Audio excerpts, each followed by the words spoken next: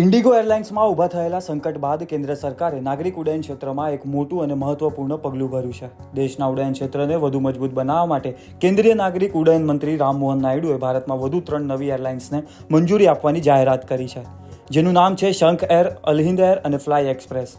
હવે ભારતીય આકાશમાં ઉડાન ભરવા માટે તૈયાર થઈ રહી છે. હાલમાં એર ઇન્ડિયા, ઇન્ડિગો, સ્પાઇસજેટ સહિત અનેક મોટી એરલાઇન્સ ભારતમાં સેવા આપી રહી છે. હવે આ યાદીમાં નવા નામો જોડાતા ઉડ્ડયન ક્ષેત્રમાં સ્પર્ધા વધશે અને મુસાફરોને વધુ વિકલ્પો મળશે. મંત્રી રામમોહન નાયડુએ જણાવ્યું કે તેમણે છેલ્લા અઠવાડિયામાં ઘણી નવી એરલાઇન્સની ટીમો સાથે મુલાકાત કરી છે અને સરકાર દેશના ઉડ્ડયન ક્ષેત્રને વિસ્તૃત કરવા પ્રતિબદ્ધ છે. DGCA દ્વારા આપવામાં આવેલી મંજૂરી મુજબ શંખ એરલાઇન્સને મંત્રાલય તરફથી પહેલેથી જ NOC મળી ગઈ છે.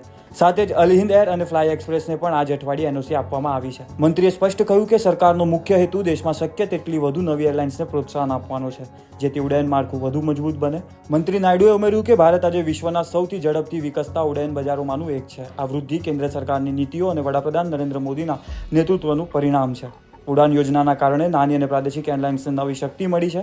ઉલ્લેખનીય છે કે ઉત્તર પ્રદેશથી સ્થિત શંખ એરલાઇન્સ શરૂઆતમાં લખનૌથી વારાણસી, ગોરખપુર, અયોધ્યા, ચિત્રકૂટ, ઇન્દોર અને દહેરાદૂન સુધીની સેવાઓ શરૂ કરશે, જેનાથી પ્રાદેશિક કનેક્ટિવિટી નવી ઊંચાઈએ પહોંચશે.